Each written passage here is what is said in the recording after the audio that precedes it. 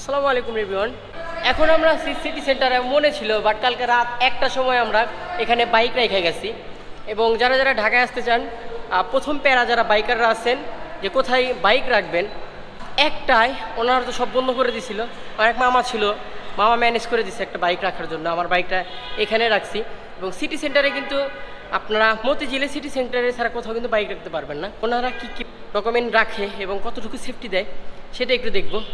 আগে পে করি, বাইকটা আনি, তারপরে কথা বলা যাবে। ওকে চলুন ভিতরে যাই। এবার দেখুন উঠে আসলাম। আমি কিন্তু টাকাগুলো পে করে দিছি। আর টাকা পে করার একটু রিজন বলি আপনাদের। এই যে আমাদের বাইকে যে এখানে অনেক বাইকই রাখা আছে, এবং এইখানে আপনারা যখন প্রথমে বাইকটা পার করবেন, পার পারসন আপনাদের বাইকের জন্যে 25 টাকা, ঘন্টায় প্রত্যেককে ঘন্টায় আপনাকে 5 টাকা করে চার্জ দিতে হবে। আমার টোটাল 11 ঘন্টায় 55 টাকা হয়েছে। এই যে এটা 55 টাকা হয়েছে। এই যে 55 টাকা প্লাস 25 টাকা, টোটাল 80 টাকায় 11 ঘন্টায় আমার কিন্তু 80 টাকায় বাইকটা এখানে রাখা হয়েছে। এবং সব কিছু সেফলিভাবে রাখা হয়েছে। এখানে অনেক সিসি ক্যামেরা আছে, প্রত্যেকটা জায়গায় সিসি ক্যামেরা আওতাহীন। অতএব বাইক হারানো কিংবা চুরির কোনো ঝামেলা নাই। এবং আপনাদের আসতে হবে কিন্তু মতিঝিল সেট আপ দিয়ে বের হবে এখন। ওকে, তারপরে কথা হবে। আমরা এখন কারওয়ান বাজার হয়ে মিরপুর যাব অন এন্টারপ্রাইজে ফগ লাইটের সমস্যা যে সেটা ঠিক করার জন্য।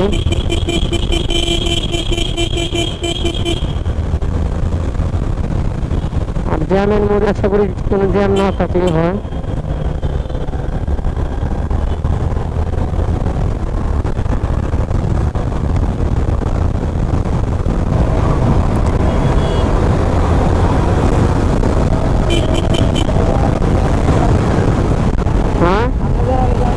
দেখি সামনে ধরো।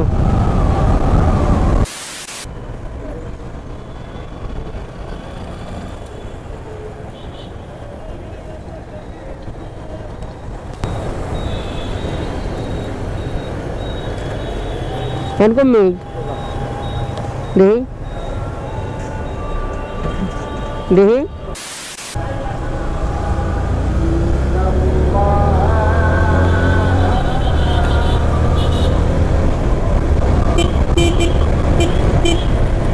দেখি কত দূর অব্দি ধরো, দেখি কত দূর সামনে ধরো, তারপরে ডাইলে গোল চক্কর।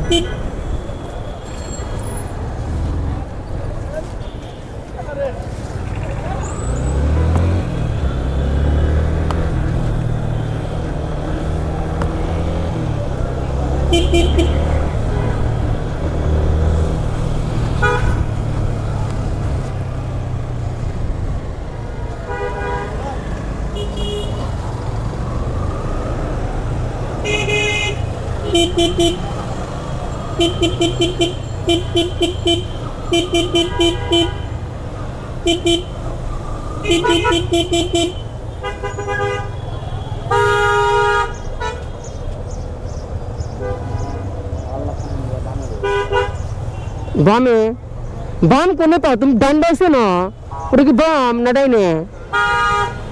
ডান বাম শুনে হাতের আঙ্গুল দিয়ে বোঝো না ডাইন বাম কমনি। ওটা কি বাম দিক? ওটা কি বাম দিক?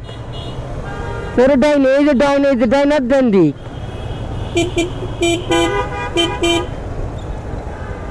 ধ্যান কমনি। হ্যাঁ দেখি রা লাগবে ওই রোদ, এটা বন্ধু ও মাঝে ঘুরে আসলে দেখি দেখি ওই তো ইটন দিয়ে ঘুরে আসা লাগবে।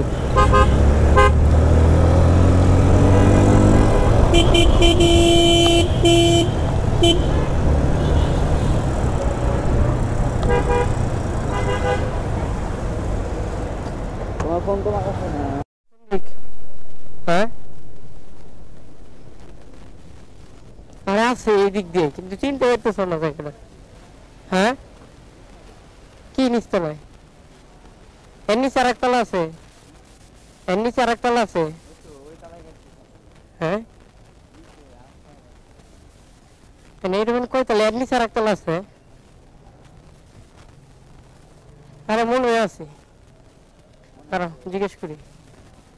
ওই যে পাশে আমি তো এদিক করে ঘুরে যাচ্ছে না।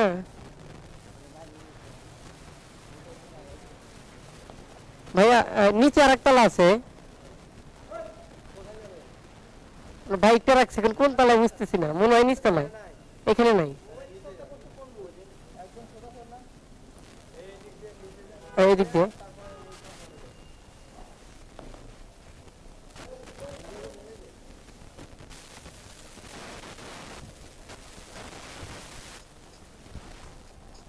সারা বসুন্ধরা ঘুরেছিস, কিন্তু এই সেগমেন্টে বাইক নাই।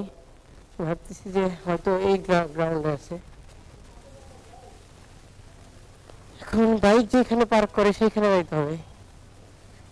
এটা তো সব কার না, বাইকের গুলা কোথায়? মেবি ওই সাইডে, এই সাইডে না, চলো এটা দিয়ে তো আসে। এখন আছি মিরপুর রোডে। আর আজকে সকাল থেকে অনেক কাজ, ঘোরাফেরা কিচ্ছু হয় নাই, শুধু কাজই করলাম। আর এক জায়গা থেকে আর এক জায়গায় যেতে যে সময় লাগে তা বলার মতো। আচ্ছা তুই বন্ধে যেতে পারবো না, দেখো তো, দেখো তো ম্যাপটা দেখো সামনে সামনে। সকাল থেকে সার্জেন্ট অনেক দিছি, কিন্তু একজনও সার্জেন্ট সিগন্যাল দেয় নাই। বিষয়টা কেন তাও বুঝি নাই, কেন সিগন্যাল দেয় নাই। হয়তো দেখছে যে সব কিছুই আছে। আর ঢাকার মধ্যে কী পরিমাণে সার্জেন্ট থাকে আপনারা তো জানেনই, তার দ্বিতীয় বলার মতো ইয়া নাই। বাট ওনারা বোঝে যে কার কাছে কি আছে বা নাই, এর জন্যই সিগন্যাল হয়তো দেয় না।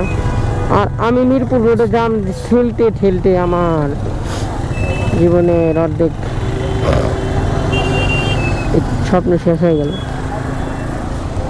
যান যান যান, জানো না যাইতে দিবে না, এখানে তো বসে থাকলে চলবে না।